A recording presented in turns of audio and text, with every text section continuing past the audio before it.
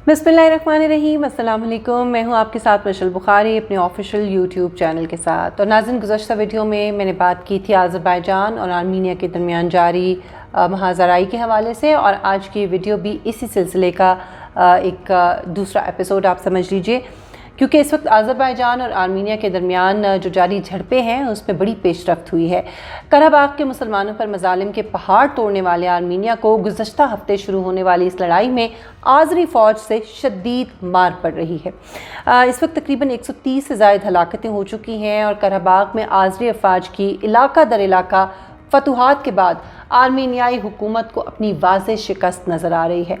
कल तक आर्मीनिया अपनी नाकामियों और फ़ौजी ताकत की कमज़ोरियों को छुपाने के लिए मुख्तलिफ इल्ज़ामात लगा रहा था। कभी इसकी फ़ौज को मारने के लिए शाम से जंगजू बुला लिए गए हैं, ये इल्ज़ाम लगाया जाता था। कभी ये कहता था कि पाकिस्तानी फ़ौज आज़रबाईजानी फ़ौज की मदद के लिए आ चुकी है। इस इल्ज़ाम की बहरहाल तरदीद हमारे दफ्तर ख़ारजा ने बड़ी शिद्दत के साथ कर दी थी। उधर आज़रबाईजान के सदर इल्हाम अलाइफ ने हुकूमत पाकिस्तान की हिमायत पर इजहार तशक्कुर भी किया है। यही नहीं बल्कि आज़री कौम ने अपना साथ देने वाले बरादर इस्लामी ममालिक यानी पाकिस्तान और तुर्की से अपनी वालिहाना मोहब्बत का इजहार किया है। आज़रबाईजान के पाकिस्तान में सफ़ीर अली अलीज़ादे ने अपने ट्विटर पर एक तस्वीर जारी की है। ये तस्वीर आप देख भी सकते हैं और इसमें देखा जा सकता है कि एक इमारत पर पाकिस्तानी और टर्किश और आज़री झंडे एक साथ लगे हुए हैं और ये बज़ाहिर शुक्रिया के इजहार के लिए लगाए गए हैं।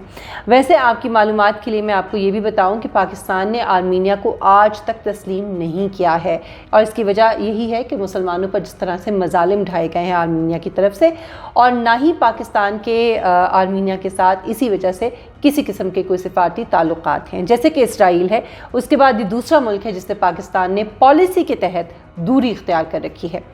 दूसरी जानिब आर्मीनिया और तुर्की के ताल्लुकात भी कुछ इसी नौइयत के हैं। यहाँ तक कि आर्मीनिया ने अपना जो तैयारा उसका गिराया गया था उसका इल्ज़ाम भी टर्किश एयरफोर्स पर लगाया था। इसके बरक्स तुर्की और आज़रबाईजान के बड़े देरीना ताल्लुकात हैं, यानी तुर्क फ़ौज आज़री फ़ौज की तरबियत भी करती है।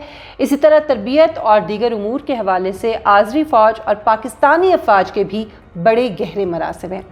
आज़रबाईजान रूस के बाद तुर्की के लिए गैस का दूसरा बड़ा एक्सपोर्टर भी है। तुर्की को आज़रबाईजान ने सिर्फ इसी एक साल के दौरान तकरीबन 9.5 billion cubic metre gas supply की है, जो तुर्क ज़रूरियात का तकरीबन 23.1% बनता है। सो तुर्की के लिए आज़रबाईजान के साथ खड़े रहने की ये भी एक बड़ी वजह है। अब जब आर्मीनियाई फ़ौज को मार पड़ रही है और एक के बाद एक इलाका इसके हाथ से निकल रहा है, तो इसकी हुकूमत खुद को कमज़ोर और बेबस साबित करने के लिए और फिर मगरब की इस मार्के में हमदर्दियाँ हासिल करने के लिए हर हरबा इख्तियार कर रही है।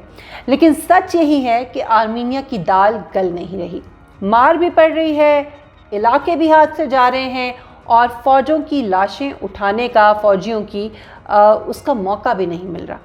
अब सूरत हाल ये है कि पहले आलमी बरादरी ने जब जंगबंदी की दरख्वास्त की थी दोनों ममालिक से, तो दोनों ममालिक ने इसे रद्द कर दिया था।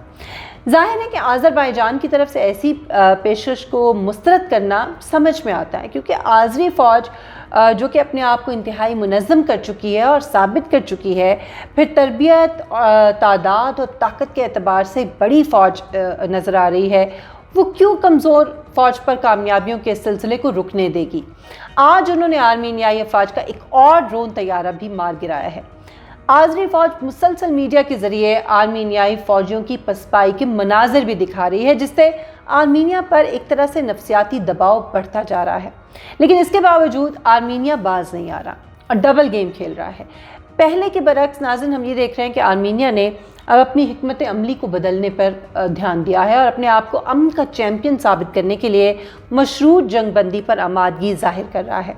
लेकिन ये तस्वीर का एक रुख है, क्योंकि आर्मीनिया ने अब जो मशरूत जंगबंदी की पेशकश कबूल करने पर आमादगी जाहिर की है, इसमें भी वो ये चाहता है कि आलमी क़ुव्वतें सालिस का किरदार अदा करें। इस सिलसिले में आर्मीनिया ने अमरीका, रूस और फ्रांस के सालसी के किरदार को तस्लीम करते हुए बातचीत का इंदिया दिया है। कहने को ये ममालिक सालिस होंगे, लेकिन अगर हम तारीख़ पर ज़रा नज़र डालें तो उस एतबार से फ्रांस और रूस आर्मीनिया का साथ देते आए हैं।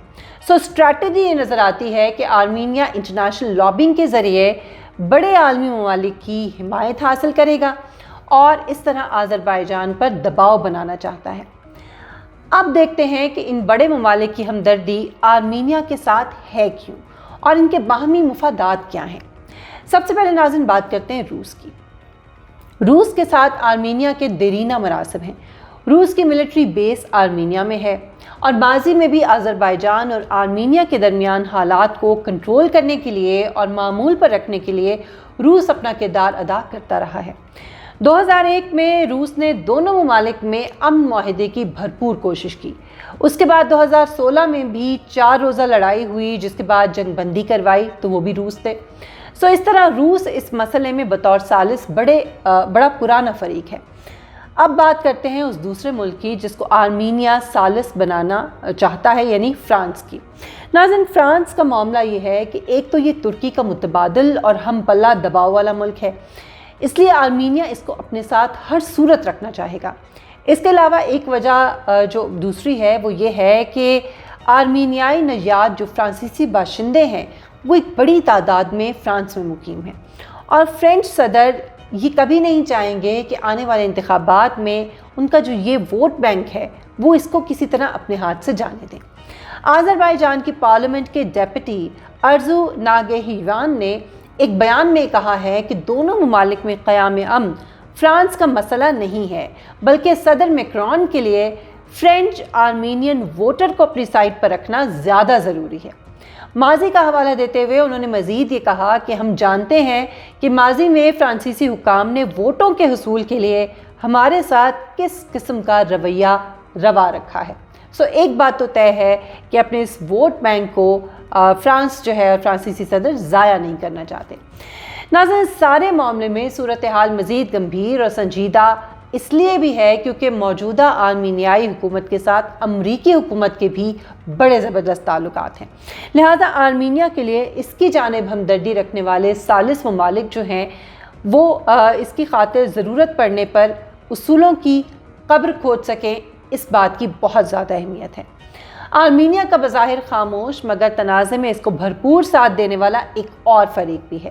کہنے کو یہ فریق یا یہ ملک جو ہے اس کا جنوب مشرقی یورپی علاقے سے دور دور تک کچھ لینا دینا نہیں ہے، لیکن یہ دونوں آپس میں بڑے اچھے دوست ہیں۔ میں بات کر رہی ہوں بھارت کی۔ نظریاتی طور پر آرمینیا جو کہ ایک کٹر انتہا پسند سوچ کا حامل ملک ہے، اس کو ایک جڑواں مزاج رکھنے والا دوست یعنی بھارت کی صورت میں میسر آ گیا ہے۔ دونوں میں ایک قدر مشترک ہے اور وہ ہے اسلام دشمنی، اور یہ اس لحاظ سے نیچرل اتحادی ہیں۔ آرمینیا اور انڈیا میں اسلحے کی تجارت بھی ہے، اس لیے اب آرمینیا میزائل لانچ کے لیے اسسٹنس بھارت سے لینا چاہتا ہے تاکہ مزید بہتر طریقے سے اہداف کو نشانہ بنا سکے۔ ویسے بھی جس ملک کے ساتھ پاکستان کے سرے سے تعلقات ہی نہ ہوں، بھارت کے لیے وہ ملک بڑا اہم ہے اور بڑا گہرا دوست ہے، جیسے کہ ہم اسرائیل کے ساتھ بھارت کے تعلقات کو دیکھتے ہیں۔ ناظرین، اس تنازع کا ایک اور اہم پہلو یہ بھی ہے کہ آذربائیجان چین کے ساتھ بیلٹ اینڈ روڈ پروجیکٹ کا اس خطے میں ایک اہم شراکت دار بننے جا رہا ہے، اور یقینی بات ہے کہ اس پر بھارت کی تکلیف تو بنتی ہے۔